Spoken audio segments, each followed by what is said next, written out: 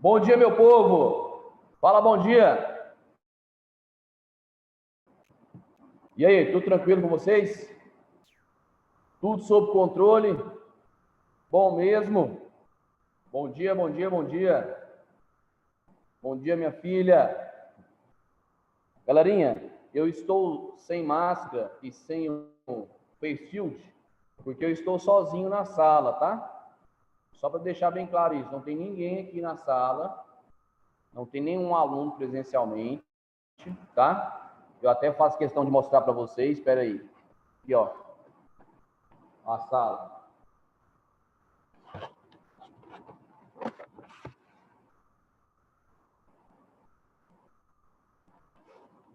Vocês viram aí o tour pela sala? Tem ninguém aí, só tô eu e Deus aqui. Beleza? Por isso que eu não tô com a máscara, eu preciso ficar com face shield. E nós vamos começar um novo assunto hoje, que é Era Napoleônica, beleza? Finalizamos Revolução Francesa na última aula e agora vamos falar sobre Era Napoleônica. Todo mundo está conseguindo me ouvir aí, beleza? Porque eu estou sem microfone aqui. Estão conseguindo me escutar? Sim? Tá tranquilo aí o áudio? Qualquer coisa, me fala aí que eu falo mais alto, beleza? Então vamos lá.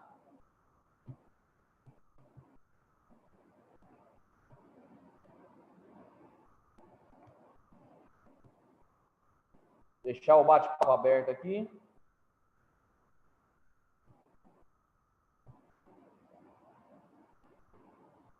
Ah, não, beleza. Eu só perguntei, Samuel, porque eu tô sem o microfone, né? Eu não trouxe da minha casa o microfone e achando que, né, teria aluno presencial aqui, mas na sala de vocês não veio ninguém. Beleza. Mas qualquer coisa, se não estiverem entendendo o que eu estou falando, me digam aí pelo chat que eu aumento o tom de voz. Se for preciso, eu grito aqui, até vocês me ouvir aí, até vocês me escutar. Beleza? Bom, galera, a Era Napoleônica é um período que se estende por 16 anos. Começa no ano de 1799, que é o ano em que se encerrou a Revolução Francesa. E lembrando, a Revolução Francesa se encerra quando Napoleão Bonaparte chega ao poder, através daquele episódio chamado o 18 de Brumário, que é quando ele dá um golpe de Estado e assume o poder como cônsul, como primeiro cônsul da França. E esse período se estende até 1815, que é quando Napoleão Bonaparte será derrotado em definitivo. Primeira pergunta que eu faço: por que esse nome Era Napoleônica? Alguém consegue me explicar isso? Por que o nome Era, com E maiúsculo, Era Napoleônica? Alguém tem explicação para isso? Uma vez eu estava dando aula sobre esse assunto, o aluno falou assim: professor, eu sei. Diga. Ele falou assim: era porque já foi, não é mais. Então, era Napoleão. Eu falei: não, não é isso não. Ah, beleza. É isso mesmo, Jordana. Ótimo. Vou juntar a resposta da Jordana com a resposta da Emily. Era é um período extenso e de grandes mudanças. Era um período extenso e de grandes transformações, grandes mudanças históricas. Entenderam isso? Vou falar mais uma vez. É um período extenso e de grandes mudanças, de grandes transformações históricas. E esse conceito, essa definição, se encaixa no governo de Napoleão Bonaparte. Daí o nome Era Napoleônica. Beleza? Você ia fazer essa piada, Davi? Pois é, eu te antecipei. Eu já tinha feito essa piada na Era Vargas, né? Fiz de novo com a Era Napoleônica. Mas vamos lá. Esse período ele é dividido em 3 fases. A primeira fase, está aí o nome no slide para vocês, chamada de consulado. Vai durar 5 anos. de 1799, que eu repito, foi o ano em que Napoleão chegou ao poder, através do golpe do 18 de Brumário, e vai até o ano de 1804. Professor, por que esse nome, consulado? A resposta está no primeiro tópico. É só você ler aí, ó. Porque nesse período, Bonaparte vai governar como primeiro cônsul. O que seria um primeiro cônsul? Seria uma espécie de presidente da República. Entendeu a ideia? Primeiro cônsul, uma espécie de presidente da República. Professor, mas por que primeiro? Porque havia 3 cônsuls. O Napoleão Bonaparte, um outro chamado Roger Ducos e o outro chamado Abade de Sieyès. Mas não precisa decorar esses nomes. Só precisa saber que quem governava mesmo a França era Napoleão Bonaparte. O poder estava concentrado mesmo nas mãos do primeiro cônsul. Ele era uma espécie de presidente da República. Ok? E aí Napoleão, ele vai adotar uma série de medidas que tinham como principal objetivo desenvolver a economia da França. Ele queria transformar a França numa grande potência econômica. Olha o que ele faz. Ele cria o Banco da França e uma nova moeda, chamado franco. O objetivo era reorganizar as finanças do país, certo? Ele cria o Banco da França, uma nova moeda, o franco, reorganiza as finanças do país. E ele também vai estimular bastante a industrialização. Opa! Era justamente disso que a Inglaterra tinha medo, hein? Vocês lembram? Que os ingleses combateram com unhas e dentes a Revolução Francesa. A Inglaterra tinha medo de que com essa revolução a França virasse uma potência econômica, uma potência industrial. E a Inglaterra pensou certinho, né? Porque olha só o que Napoleão Bonaparte estava fazendo, estimulando a industrialização francesa. A França, em pouco tempo, vai virar uma concorrente econômica da Inglaterra. Agora eu queria a participação de vocês. Esse estímulo à indústria vai agradar, vai beneficiar principalmente qual grupo social? Qual classe que gostou disso, desse estímulo ao setor industrial?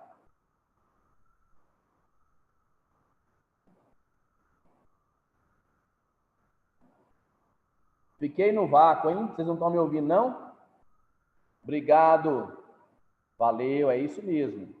A primeira que respondeu foi a minha secretária, minha querida secretária Ananda Julia.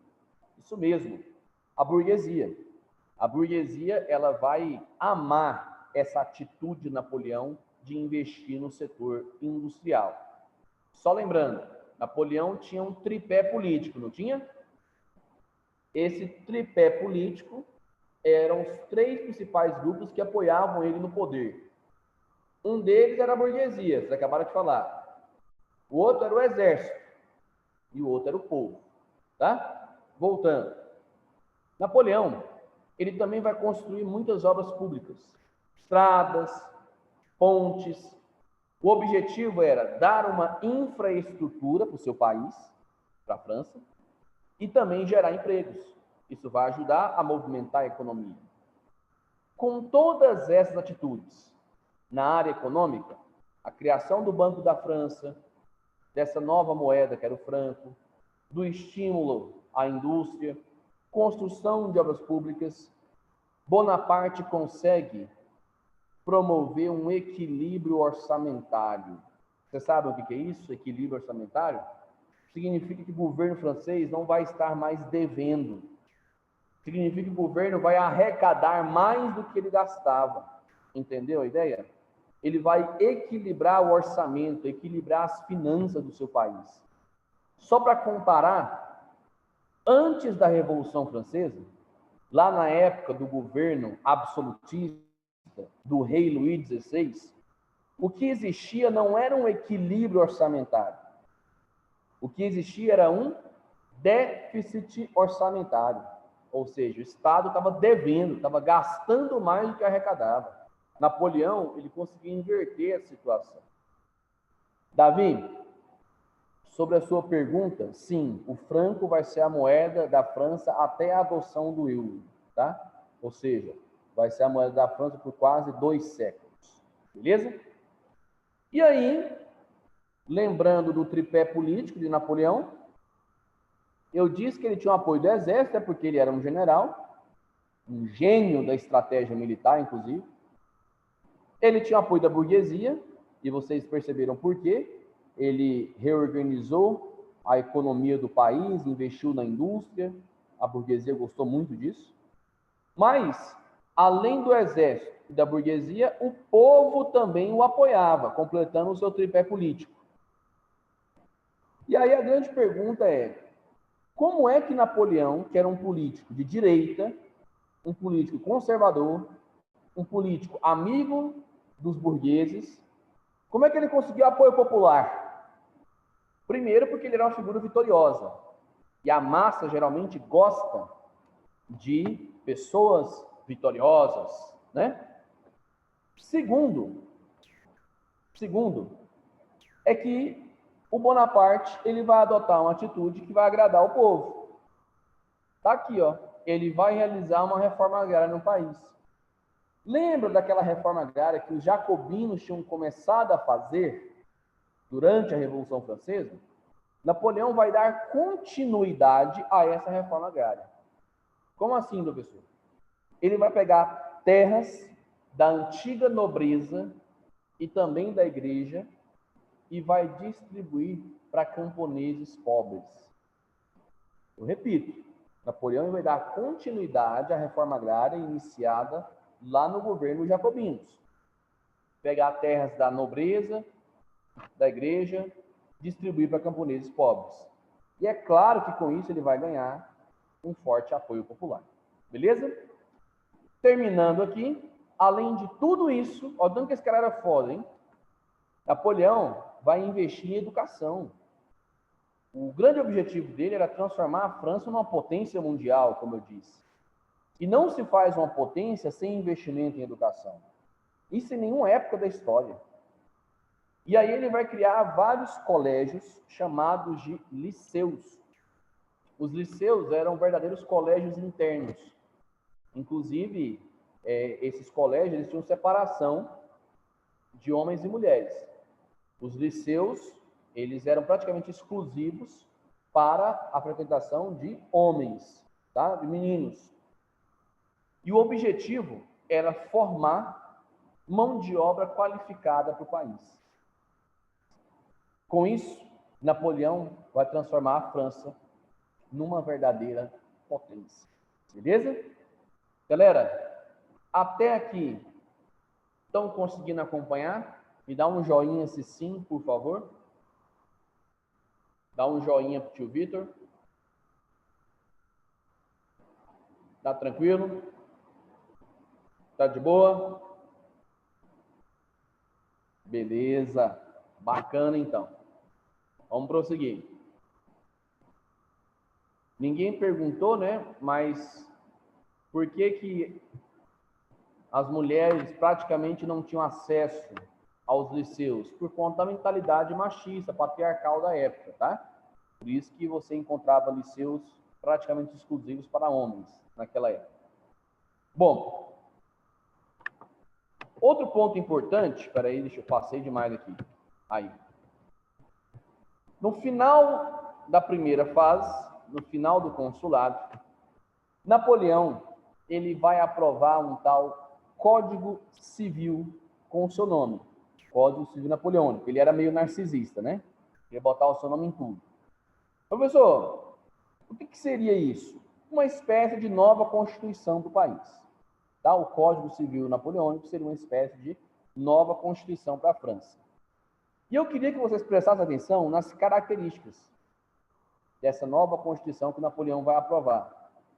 Vocês vão perceber que, digamos assim, não tinha nada muito inédito aqui, não. Dá uma olhadinha, ó. Igualdade jurídica. O que é isso? Igualdade de todos perante a lei. Igualdade jurídica, igualdade de todos perante a lei. Direito à propriedade privada, que é um princípio capitalista muito defendido pela burguesia. Estado laico. O que é um Estado laico? É um Estado que não está ligado a nenhuma igreja, a nenhuma instituição religiosa. Gente, até aqui, Napoleão não tinha criado nada de diferente. Ele fez praticamente um Ctrl+C, Ctrl+V. Agora eu quero ver quem acerta aí para mim, hein? Quero ver. Napoleão, ao elaborar o Código Civil de 1804, essa nova Constituição para a França, ele fez um Ctrl+C, Ctrl+V, ele copiou e colou de um documento lá da Revolução Francesa. Alguém lembra que documento foi esse que o Napoleão praticamente copiou? Vamos ver quem acerta essa, hein?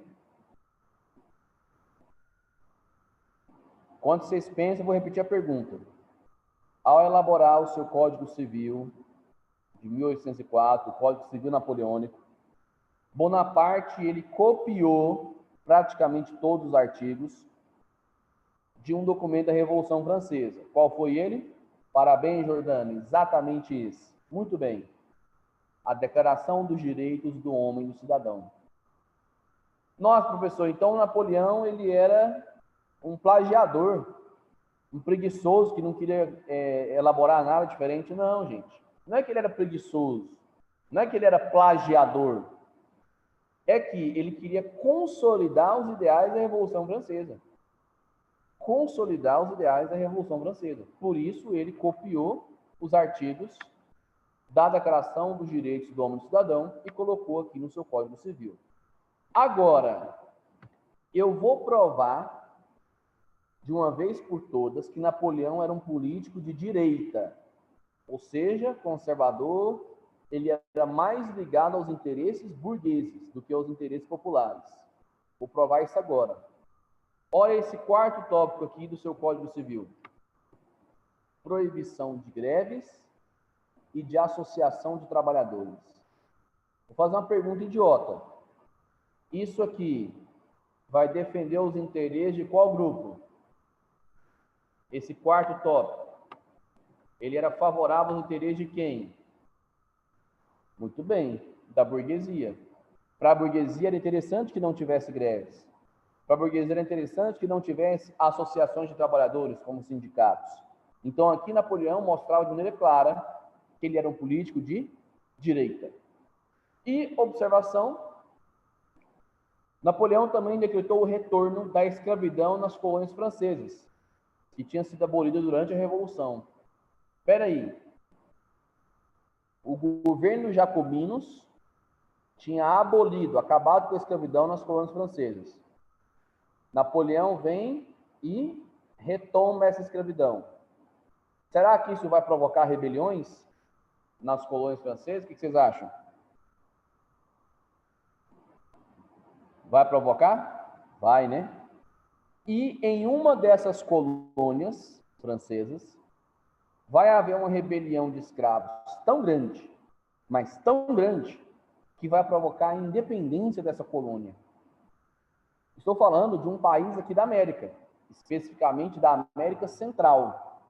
Foi o único país do continente americano cuja independência foi comandada pelos próprios escravos. Alguém sabe dizer que país foi esse? Uma colônia francesa, hein? Não, não foi a Guiana Francesa. Parabéns, Igor. O Haiti. Exatamente. O Haiti, gente, era a colônia da França. Vai haver uma rebelião de escravos, e eram escravos africanos, né? E essa rebelião vai culminar na independência desse país. No mesmo ano, em 1804, no mesmo ano que esse Código Civil foi aprovado por Napoleão. Foi a única independência aqui do continente americano comandada pelos próprios escravos. Beleza? Gente, falei demais, né? Tá tranquilo? Estão conseguindo acompanhar aí de boa? Tá beleza? Ótimo. Bacana. Massa.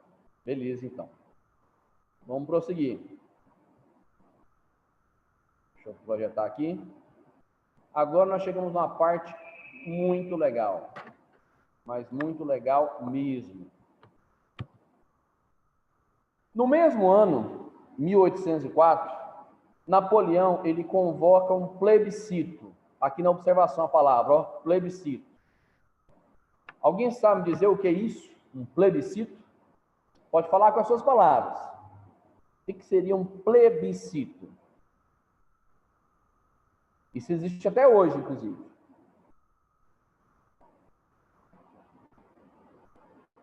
É isso mesmo, Davi. Ótimo, Igor. Muito bem. É uma consulta ao povo. É uma consulta popular. O povo vai ser consultado sobre algo importante, sobre algo relevante. E o povo francês vai ser questionado sobre o seguinte ponto: vocês querem Napoleão como imperador da França? Essa vai ser a pergunta. Porque até então ele era um cônsul, primeiro cônsul, uma espécie de presidente da República. Ele tinha muito poder já, mas o imperador tem mais poderes. E aí o povo vai ser consultado, vai ter um plebiscito. Vocês querem Napoleão como imperador? Jordano, a maior parte da população francesa sabia, sim. Sabia a diferença entre cônsul e imperador. Sabia que o imperador teria mais poder. Pelo menos isso ele sabia. E aí, qual vai ser a resposta da maioria da população francesa? O que vocês acham? A maioria vai votar sim ou vai votar não para Napoleão como imperador? O que vocês acham? É só lembrar de tudo que ele fez. O que vocês acham? O povo vai votar sim ou o povo vai votar não? Ótimo. Mais de 80%, eu disse, mais de 80% da população francesa votou sim. Votou sim para ver Napoleão como um imperador. Professor, mas mais de 80% é muita coisa. Gente, olha o tanto de coisa que o Napoleão tinha feito. Lembra que eu falei? Ele reorganizou as finanças do país, ele construiu obras públicas, gerou empregos, construiu escolas, investiu na industrialização, ele transformou a França numa potência. O governo dele era de muito sucesso. Então, com o aval, com o consentimento popular, Napoleão vai ser coroado como imperador da França, em 1804. Isso nos leva a uma pergunta, um questionamento. Pode parecer uma pergunta difícil, mas ela é simples. Quer ver? Galera, a Revolução Francesa, ela durou 10 anos e ela foi feita para quê? Para derrubar um rei, não foi? A Revolução Francesa foi feita para derrubar o monarca Luís XVI, da dinastia dos Bourbons. Aí, depois de 10 anos de revolução, 3 fases, um monte de aula para explicar isso, a mesma população que derrubou o rei, que cortou a sua cabeça em praça pública, inclusive, agora apoia o imperador. Qual era o sentido disso? Alguém consegue me explicar? Se quiser usar o microfone, fique à vontade.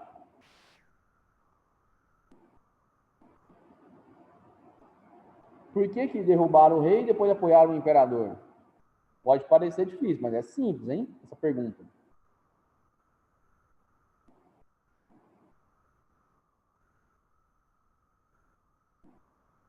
Não, não vai ser isso não, Jordano.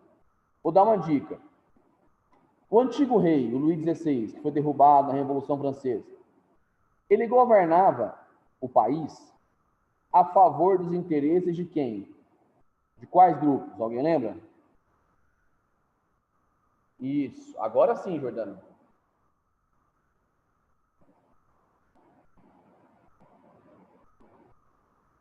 Isso, Ananda. O antigo rei, gente, o Luís XVI, governava a França a favor do clero e da nobreza. Ele estava pouco se lixando para o povo e a burguesia, que era o terceiro Estado. E quem era a maioria do país? O terceiro Estado. Agora, Napoleão, ele procurou agradar a burguesia e ao povo. Lembra do seu tripé político? Exército, burguesia e povo. Por isso que, mesmo agora como imperador, ele vai ter apoio popular e apoio burguês. Porque ele vai governar o país não a favor do clero da nobreza, como o antigo rei fazia, mas a favor dos interesses burgueses e também populares. Mas aí, para a gente terminar essa aula, até aquela época, até aquele momento histórico, quando um rei ou um imperador ia ser coroado, qual era o costume? Que esse monarca viajasse até Roma para receber a coroa das mãos de quem? Do Papa, certo? Inclusive de maneira ajoelhada, se ajoelhar para receber a coroa do Papa. Qual era a simbologia disso? Quando um monarca se ajoelhava perante o Papa e o Papa colocava a coroa na cabeça daquele rei, significava que a igreja estava acima do Estado. Perguntou, Napoleão vai fazer isso? Ele vai se ajoelhar perante o Papa? O que vocês acham? Conversa comigo. Não, não vai. Sabe o que ele vai fazer? Dá uma olhadinha nessa tela aqui, por favor. Para começo de conversa, Napoleão não vai até Roma. Não, ele vai ficar em Paris. Ele vai mandar um convite para o Papa. Vai mandar um WhatsApp para o Papa, chamado Pio VII. Assim, ó, vai rolar minha coroação aqui em Paris, na Catedral de Notre Dame. Se você quiser aparecer, cola aí. O Papa vai sair lá de Roma e vai para Paris para a cerimônia da coroação de Napoleão. Detalhe, gente, naquela época não tinha avião, era de carroça mesmo a viagem. Então demorava dias.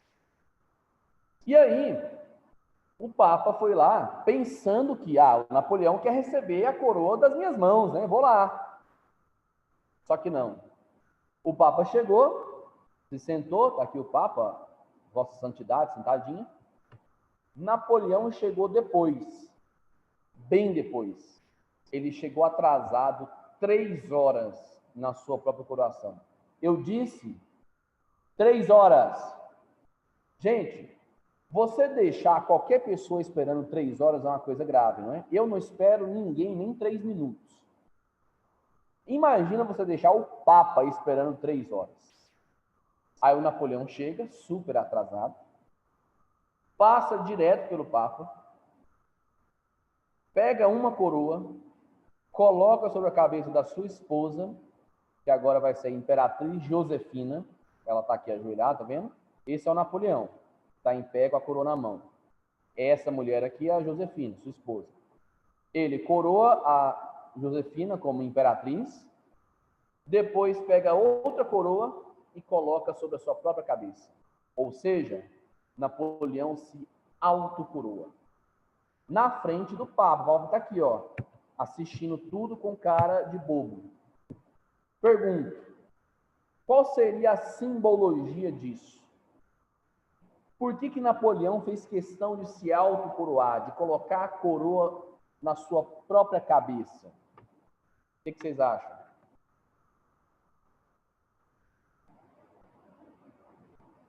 Se quiser usar o microfone, fique à vontade. Gostei, hein, Amanda? Gostei. Primeira simbologia. Na França, o Estado, ele está acima da igreja. Napoleão queria demonstrar isso. No meu país, na França, o Estado está acima da igreja. Entendeu? Segunda simbologia. Vocês já ouviram falar no ideal da meritocracia?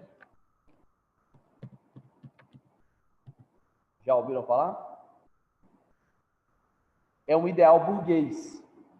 O Napoleão, ele queria dizer o seguinte: eu, Napoleão Bonaparte, cheguei até esse posto de imperador da França não porque a igreja me apoiou, não porque a igreja quis. eu cheguei até esse posto pelos meus próprios méritos. Gente, ele quis dizer o seguinte, que foi pelo seu próprio talento, pela sua inteligência, pela sua coragem, pela sua ousadia, que ele tinha conseguido virar imperador da França. E esse ideal é um ideal burguês, o ideal da meritocracia. Está muito ligado à questão do individualismo também, sucesso individual. Portanto, para fechar essa aula, Napoleão se autocoroa imperador da França em 1804, em uma cerimônia lá em Paris, na França, na Catedral de Notre-Dame. Ele pega a coroa e coloca sobre sua própria cabeça na frente do Papa. E qual a simbologia disso? Primeiro, que o Estado estava acima da igreja, o Estado francês estava acima da igreja. Segundo, que ele, Napoleão, tinha chegado até aquele lugar, aquele posto, pelos seus próprios méritos. Exatamente, Jordano, essa é a ideia. Se eu sou imperador, eu mereci. E aí, é claro, né? Isso inaugura a segunda fase do seu governo.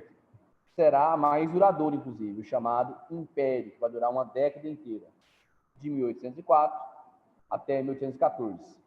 Falaremos sobre essa fase e também sobre a terceira e última na sexta-feira. Beleza, galera? Dá um joinha se você entendeu a aula aí, por favor. Todo mundo conseguiu acompanhar? Massa demais. Gente, obrigado pela presença, obrigado pela participação, viu? Até sexta-feira. Um beijo, um abraço. Tchau, tchau. Valeu, galera.